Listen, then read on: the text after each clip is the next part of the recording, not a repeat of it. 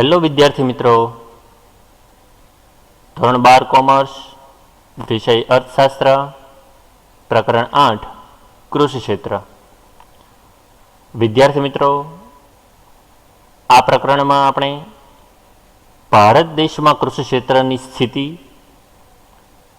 નીચી ખેત ઉત્પાદકતાના કારણો, ખેત ઉત્પાદકતા વધારવા માટેના ઉપાયો અને તેમના માટે સરકાર દ્વારા લેવામાં આવેલા પગલાં વિશેની ચર્ચા કરવાના છીએ.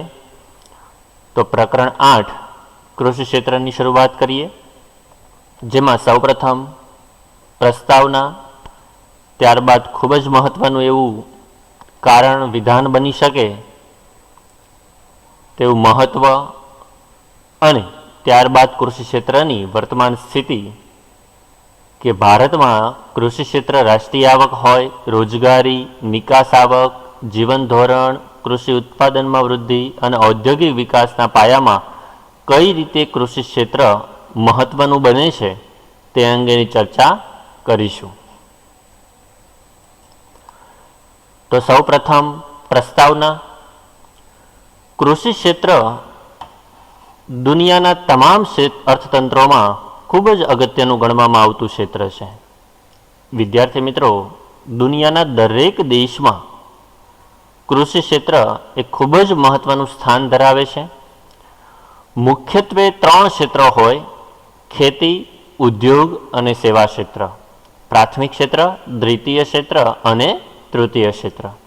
જેમાં પ્રાથમિક ક્ષેત્રમાં ઘણી બધી પ્રવૃત્તિઓનો સમાવેશ થાય અને તેમાં સૌથી અગત્યની પ્રવૃત્તિ એટલે કૃષિ. તો પ્રાથમિક ક્ષેત્રને આપણે કૃષિ ક્ષેત્ર પણ કહી શકીએ, કારણ કે પ્રાથમિક ક્ષેત્રની મહત્વની પ્રવૃત્તિમાં સૌપ્રથમ કૃષિનો સમાવેશ થાય છે. આમ દુનિયાના દરેક દેશોમાં, દરેક દેશના અર્થતંત્રમાં કૃષિ ક્ષેત્ર મહત્વનું સ્થાન ધરાવે છે. આ ક્ષેત્ર દ્વારા દેશની વસ્તીને અનાજ, શાકભાજી, ફળફળાદી, ફૂલો જ નહીં પરંતુ ઉદ્યોગો માટે કાચો માલ પણ પૂરો પાડવામાં આવે છે. એટલે કે ઉદ્યોગો માટે કાચી માલ સામગ્રી જેમ કે તમાકુ હોય કે પછી કપાસ દ્વારા કાપડ બનતું હોય તો તે કાચી માલ સામગ્રી પણ આ ક્ષેત્ર દ્વારા જ પૂરી પાડવામાં આવે છે. દુનિયાના દરેક દેશના કૃષિ ક્ષેત્રની ક્ષમતા જુદી જુદી હોય છે.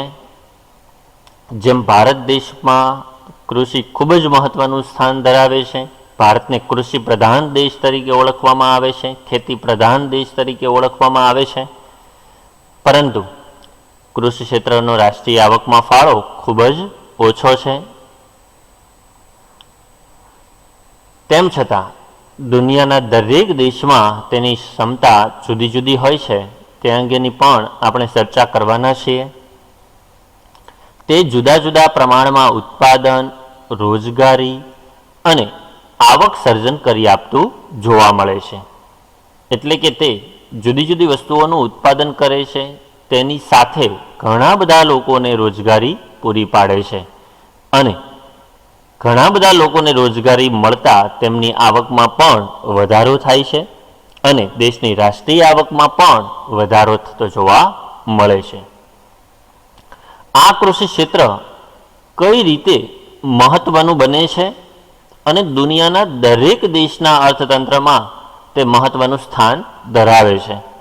તો કૃષિ ક્ષેત્રનું મહત્વ શું હોઈ શકે તે અંગેની ચર્ચા આ મુદ્દામાં કરીએ.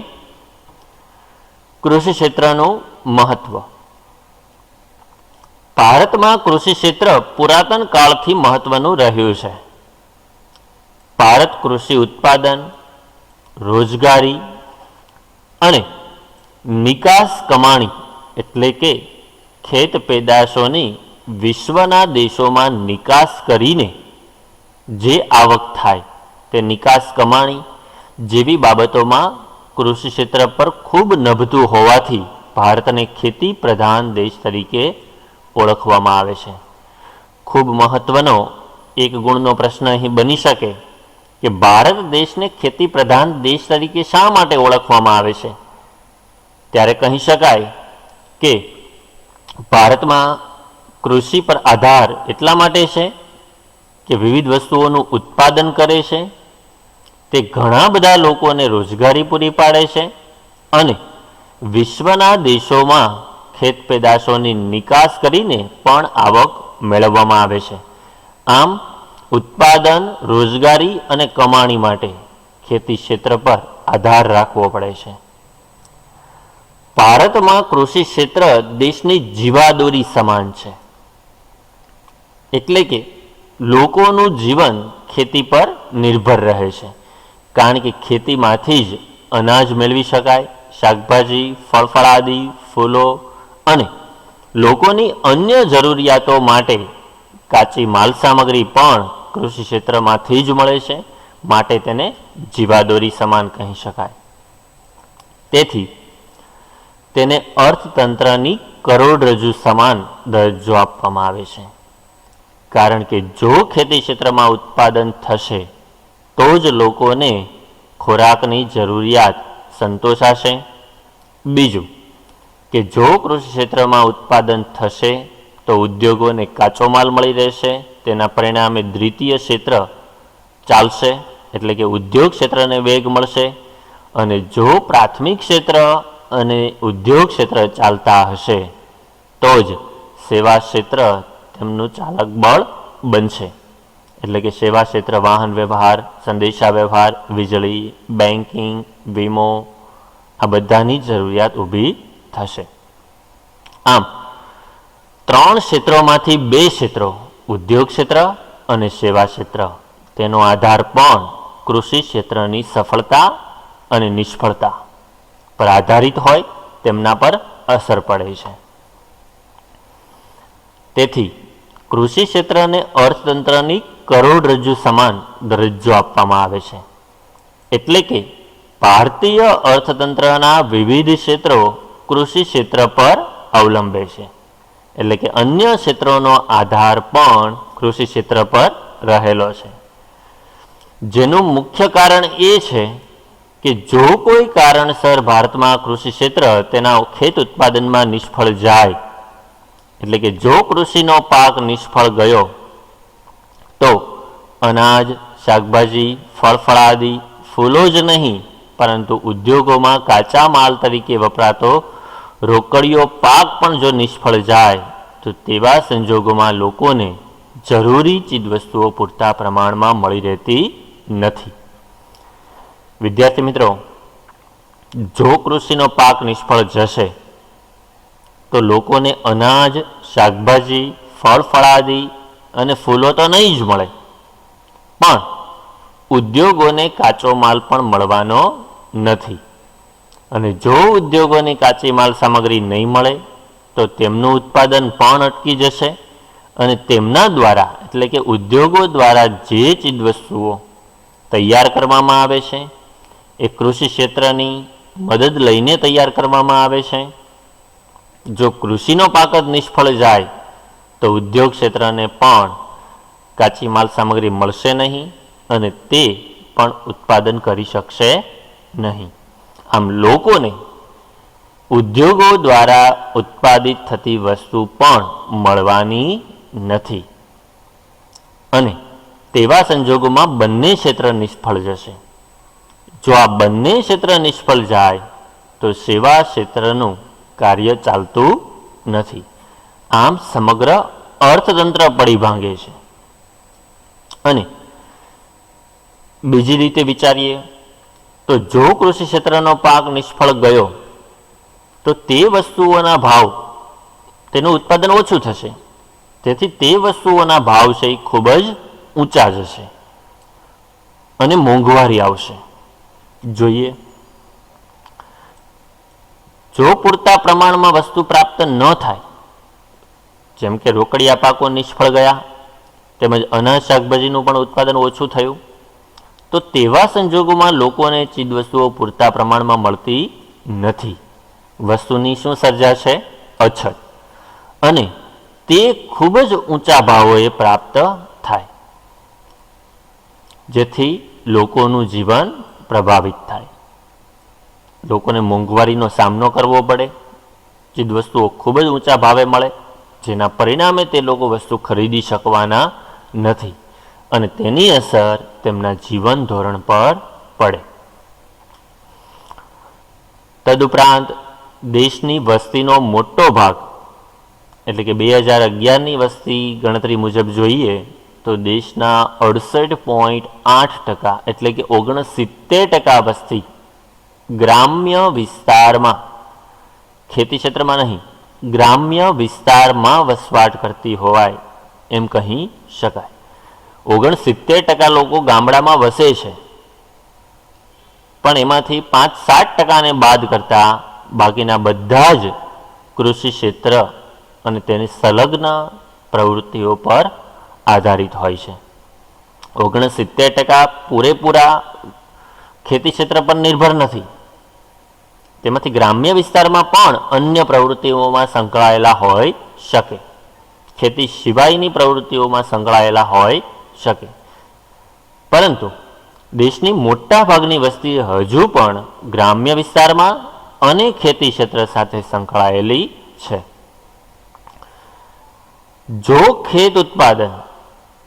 ખેત ઉત્પાદન નિષ્ફળ જાય તો આ દેશની મોટા ભાગની વસ્તીની આવકને માઠી અસર થાય, કારણ કે મોટા ભાગની વસ્તી ગ્રામ્ય વિસ્તારમાં રહે છે અને ખેતી ક્ષેત્ર અને તેની સંલગ્ન પ્રવૃત્તિઓ પર આધારિત છે. જો દેશની મોટા ભાગની વસ્તીની આવકને માઠી અસર થાય, ખરાબ અસર પડે, તો તેઓ જે ઔદ્યોગિક વસ્તુઓના મોટા ઉપભોક્તાઓ છે, એટલે કે વપરાશકર્તાઓ છે, ઉપભોક્તા એટલે વપરાશકર્તા, ગ્રાહકો, વપરાશકર્તા, કારણ કે જો આ લોકોની આવક ઓછી હશે, દેશની મોટા ભાગની વસ્તી ગામડામાં રહે છે, તેમનો પાક નિષ્ફળ ગયો, તેમની આવક ઘટી ગઈ અને તેમના દ્વારા જે ઔદ્યોગિક વસ્તુઓની ખરીદી કરવામાં આવે છે તેની તે લોકો માંગ ઘટાડી દેશે. તે લોકો વસ્તુ ખરીદશે નહીં અથવા તો ઓછી ખરીદે, કારણ કે તેમની પાસે આવક જ ઓછી છે, કારણ કે તેમનો પાક નિષ્ફળ ગયો છે.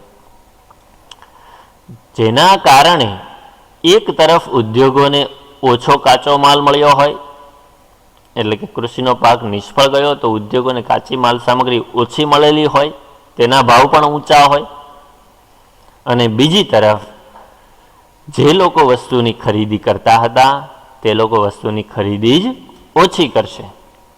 આમ બીજી તરફ તેમની ઔદ્યોગિક ઉત્પાદન વસ્તુઓની માંગ થતી નથી. એક તો ઉત્પાદન ઓછું અને બીજું કોઈ વસ્તુ ખરીદવાના નથી, એટલે કે માંગ ઓછી થવાની છે, એટલે કે વસ્તુનું ઉત્પાદન પણ ઓછું થશે અને વસ્તુ ઓછી વેચાશે. સરવાળે એમ કહી શકાય કે કૃષિ ક્ષેત્રની નિષ્ફળતા ઔદ્યોગિક ક્ષેત્રને નિષ્ફળતા અપાવે છે. ખૂબ અગત્યનું એવું વિધાન કારણ બની શકે. કૃષિ ક્ષેત્રની નિષ્ફળતા ઔદ્યોગિક ક્ષેત્રને નિષ્ફળતા અપાવે છે. સમજાવો. તો કહી શકાય કે કૃષિ ક્ષેત્ર નિષ્ફળ જશે તો તેમના દ્વારા અનાજ, શાકભાજી, ફળફળાદી, ફૂલ વગેરે ચીજ વસ્તુઓ લોકોને પ્રાપ્ત ઓછી થશે, તેમના ભાવ ઊંચા જશે.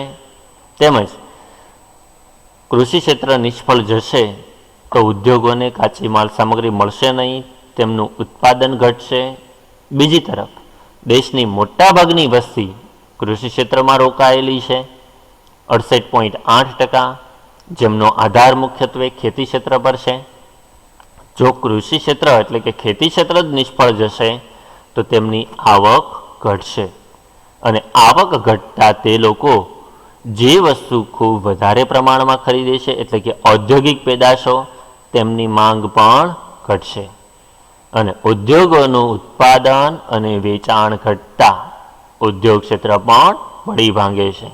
આમ કૃષિ ક્ષેત્ર નિષ્ફળ જવાને કારણે ઔદ્યોગિક ક્ષેત્ર નિષ્ફળ જાય છે, તેમની પ્રવૃત્તિઓ પણ ઘટે છે. અને જો આ બંને ક્ષેત્રો પર માઠી અસરો જોવામાં આવે તો દેશનું ત્રીજું ક્ષેત્ર એટલે તૃતીય ક્ષેત્ર એટલે સેવા ક્ષેત્ર, જેમાં વાહન વ્યવહાર, સંદેશા વ્યવહાર, વીજળી, બેન્કિંગ, વીમો વગેરે પ્રવૃત્તિઓનો સમાવેશ થાય છે. જો ખેતી ક્ષેત્ર અને ઉદ્યોગ ક્ષેત્ર જ બંધ હશે તો સેવા ક્ષેત્રની સેવાકીય પ્રવૃત્તિઓની જરૂરિયાત ઉદ્ભવશે નહીં. આમ સેવા ક્ષેત્ર પણ નિષ્ફળ જશે, કારણ કે સેવાકીય માંગ અને તેની આવકમાં પણ ઘટાડો થશે. જેથી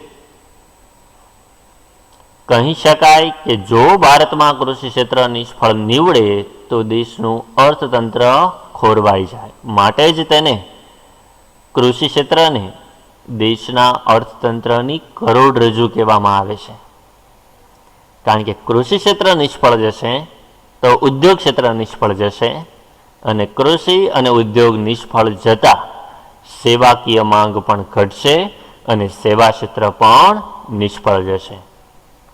આમ આ જ રીતે જો કૃષિ ક્ષેત્ર સફળ નીવડે તો દેશ પ્રગતિના પંથે અગ્રેસર રહે છે, કારણ કે તેના આધારે અન્ય બે ક્ષેત્રો પણ પ્રગતિ કરશે અને તેમાં પણ લોકોને રોજગારી પ્રાપ્ત થતા આવકમાં વધારો થશે અને અર્થતંત્ર ટકી રહેશે અને આગળ વધશે. આ કારણથી દેશના કૃષિ ક્ષેત્રને દેશની કરોડરજ્જુ કહેવામાં આવે છે. આમ કૃષિ ક્ષેત્ર એ ભારત માટે તો અગત્યનું છે જ, પરંતુ વિશ્વના દરેક દેશમાં કૃષિ ક્ષેત્ર એ મહત્વનું સ્થાન ધરાવે છે. ભારતમાં વર્ષ 1956 એટલે કે બીજી પંચવર્ષીય યોજના, જે 5 વર્ષની યોજનાઓ બનાવવામાં આવતી હતી, 5 વર્ષના ગોલ નક્કી કરવામાં આવે, ઉદ્દેશ્ય નક્કી કરવામાં આવે અને લક્ષ્ય નક્કી કરવામાં આવે અને દેશના વિકાસ માટે જે પ્રવૃત્તિઓ કરવામાં આવતી હતી તેમાં બીજી પંચવર્ષીય યોજના 1956માં શરૂ થઈ. તેનાથી ઔદ્યોગિકરણના પ્રયત્નો કરવામાં આવી રહ્યા છે, એટલે કે ઉદ્યોગોને વધુને વધુ મહત્વ આપવામાં આવે છે. ઔદ્યોગિક ક્ષેત્રે નવીનતા લાવવામાં આવે, તેમના વિકાસ માટે સરકાર દ્વારા યોજનાઓ બહાર પાડવામાં આવે છે. આમ ઔદ્યોગિક નીતિઓ અપનાવવામાં આવી. ભારત સરકારે ઔદ્યોગિકરણ માટે કરેલા પ્રયત્નો છતાં આજે પણ ભારત ખેતી પ્રધાન અર્થતંત્ર તરીકે જ ઓળખાય છે. ભારત સરકારે ઉદ્યોગોને મહત્વ આપવાનું શરૂ કર્યું, તેમના માટે યોજનાઓ બનાવી.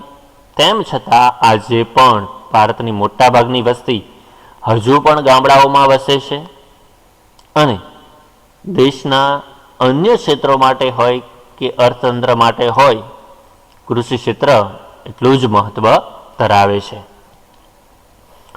અહીં આયોજનના પરિણામ સ્વરૂપે ખેતી ક્ષેત્ર પર ઉત્પાદન, આવક, રોજગારી, નિકાસ કમાણી વગેરે પરની નિર્ભરતા ઘટી છે. એટલે કે તેમનો રાષ્ટ્રીય આવકમાં ફાળો, રોજગારીમાં ફાળો, નિકાસ કમાણીમાં ફાળો ઘટવા પામ્યો છે. તેમ છતાં ભારતના અર્થતંત્રનો વિકાસનો દર આજે પણ કૃષિ ક્ષેત્રના વૃદ્ધિના દર પર આધાર રાખે છે. કારણ કે ખરેખર ચીજવસ્તુઓનું, પાયાની ચીજવસ્તુઓનું ઉત્પાદન પ્રાથમિક ક્ષેત્રમાં, કૃષિ ક્ષેત્રમાં જ થતું હોય છે અને તેમના દ્વારા ઉદ્યોગ ક્ષેત્ર અને સેવાકીય ક્ષેત્રોને પૂરતી આવક પ્રાપ્ત થતી હોય અને દેશના 3 ક્ષેત્રો જ્યારે આગળ વધે ત્યારે જ અર્થતંત્ર પ્રગતિ કરી શકે. આમ બીજી પંચવર્ષીય યોજનામાં ઉદ્યોગ ક્ષેત્રને વધુ મહત્વ આપવામાં આવ્યું, ત્યારબાદ પણ યોજનાઓ બનાવવામાં આવી. તેમ છતાં આજે પણ ભારત કૃષિ પ્રધાન દેશ તરીકે, ખેતી પ્રધાન દેશ તરીકે ઓળખવામાં આવે છે. હાલના સંજોગોમાં કૃષિ ક્ષેત્રની સ્થિતિ શું છે કે રાષ્ટ્રીય આવક હોય, રોજગારી હોય, નિકાસ કમાણી હોય, લોકોનું જીવન ધોરણને કઈ રીતે અસર કરે છે, તેમજ કેટલા પ્રમાણમાં કૃષિ ઉત્પાદન થાય છે અને ઔદ્યોગિક વિકાસમાં કૃષિ ક્ષેત્રનો ફાળો કેટલો રહેલો છે, તે અંગે આપણે ભારતમાં કૃષિ ક્ષેત્રની વર્તમાન સ્થિતિ જાણવી પડે. એટલે કે પહેલાંના સમયમાં કઈ રીતે કૃષિ ક્ષેત્ર ચાલતું હતું અને આજના સમયમાં કઈ રીતે તે ચાલી રહ્યું છે અને તે અન્ય ક્ષેત્રો અને રોજગારી આવકને તેમજ લોકોના જીવન ધોરણને કઈ રીતે અસર કરી રહ્યું છે તે જાણવા માટે ભારતમાં કૃષિ ક્ષેત્રની વર્તમાન સ્થિતિને જાણવી પડે. ભારતમાં કૃષિ ક્ષેત્રની વર્તમાન સ્થિતિ. ભારત અંગ્રેજોના શાસન પહેલા, અંગ્રેજોના શાસન દરમિયાન અને અંગ્રેજોથી મળેલ આઝાદી બાદ પણ, એટલે કે અંગ્રેજો આવ્યા તેની પહેલા, અંગ્રેજો હતા ત્યારે અને અંગ્રેજો ગયા પછી પણ કૃષિ આધારિત દેશ છે. એટલે કે પહેલા પણ કૃષિ ક્ષેત્ર મહત્વનું હતું અને આજે પણ કૃષિ ક્ષેત્ર મહત્વનું છે. દેશમાં આયોજન દરમિયાન ઔદ્યોગિકરણને વધુ મહત્વ આપવાને કારણે ભૂતકાળની કૃષિ ક્ષેત્રની સ્થિતિ કરતાં વર્તમાન સ્થિતિમાં ખૂબ મોટા પરિવર્તનો જોવા મળે છે. એટલે કે પહેલાના સમયમાં જે સ્થિતિ હતી તેના કરતાં આજની સ્થિતિમાં ખૂબ વધારે ફેરફારો આવી ગયા છે. દેશમાં આજે ભૂતકાળની તુલનામાં રોજગારી, ઉત્પાદન, નિકાસ કમાણી કે જે સ્તરે ખેતી ક્ષેત્ર અગ્રસર રહ્યું છે તેમાં ફેરફાર જોવામાં આવી રહ્યા છે. એટલે કે ભલે આજે પણ ખેતી પ્રધાન દેશ હોય, પરંતુ ખેતી ક્ષેત્રનો રોજગારી, ઉત્પાદન, નિકાસ કમાણી તેના ફાળામાં, તેના હિસ્સામાં ઘણા બધા ફેરફારો આવ્યા છે. ઉદ્યોગ ક્ષેત્ર અને સેવા ક્ષેત્ર પણ પ્રગતિ કરી રહ્યા છે. આમ દેશમાં ખેતી ક્ષેત્ર નોંધનીય બાબત એ રહી છે કે તે અર્થતંત્રના ખૂબ મોટા રોજગારીના ક્ષેત્રે ઉપયોગી રહ્યું છે. એટલે કે રોજગારીની દ્રષ્ટિએ તે ઘણા બધા લોકોને મદદરૂપ થાય છે, ઘણા બધા લોકોને કામ આપે છે, ઘણા બધા લોકોને તે આવક કમાઈને આપે છે. પરંતુ દેશની કુલ આવકમાં કૃષિ ક્ષેત્રનો જે ફાળો છે, કૃષિ ક્ષેત્રનો હિસ્સો છે, તે અન્ય ક્ષેત્રો એટલે કે ઉદ્યોગ અને સેવા ક્ષેત્રની તુલનામાં ઘણો ઓછો છે. એટલે કે વધુ લોકો કૃષિ ક્ષેત્રમાં છે, પરંતુ રાષ્ટ્રીય આવકમાં તેનો ફાળો ખૂબ ઓછો છે. આમ અહીં પ્રચંડ બેરોજગારી જોવા મળે છે. એટલે કે લોકો વધુ રોકાયેલા છે અને તેમના દ્વારા થતું કાર્ય ઓછું છે. એટલે કે રાષ્ટ્રીય આવકમાં તેનો ફાળો ઓછો છે. આમ આ ફેરફારો ઉપરાંત અન્ય ઘણા બધા ફેરફારો છે. તે કેવા છે અને કઈ દિશામાં છે, તેના દ્વારા અન્ય ક્ષેત્રોને શું અસર થાય છે તે અંગેના મુદ્દાઓ એ રાષ્ટ્રીય આવક, રોજગારી, નિકાસ આવક, જીવન ધોરણ, કૃષિ ઉત્પાદન, ઔદ્યોગિક વિકાસ, આ મુદ્દાઓ ખૂબ અગત્યના હોય તેમની આપણે આવતા લેક્ચરમાં ચર્ચા કરીશું. પરંતુ વિદ્યાર્થી મિત્રો, આ લેક્ચરમાં જે આપણે જોયું, જેમાં ખૂબ અગત્યના એવા વિધાન કારણો, એટલે કે દેશમાં કૃષિ ક્ષેત્રને દેશની કરોડરજ્જુ કહેવામાં આવે છે. બીજું, ઔદ્યોગિક ક્ષેત્રની સફળતા નિષ્ફળતાનો આધાર કૃષિ ક્ષેત્રની સફળતા નિષ્ફળતા પર રહેલો છે. તેમજ ભારતમાં ખેતી ક્ષેત્રનું શું મહત્વ છે તે અંગેનો મુદ્દો, તે અંગેની ચર્ચા અને તે અંગેની સમજ આપણે મેળવી. હવે આવતા લેક્ચરમાં આપણે કૃષિ ક્ષેત્રની વર્તમાન સ્થિતિ, એટલે કે હાલમાં કઈ સ્થિતિ પ્રવર્તી રહી છે તે અંગેની ચર્ચા કરીશું.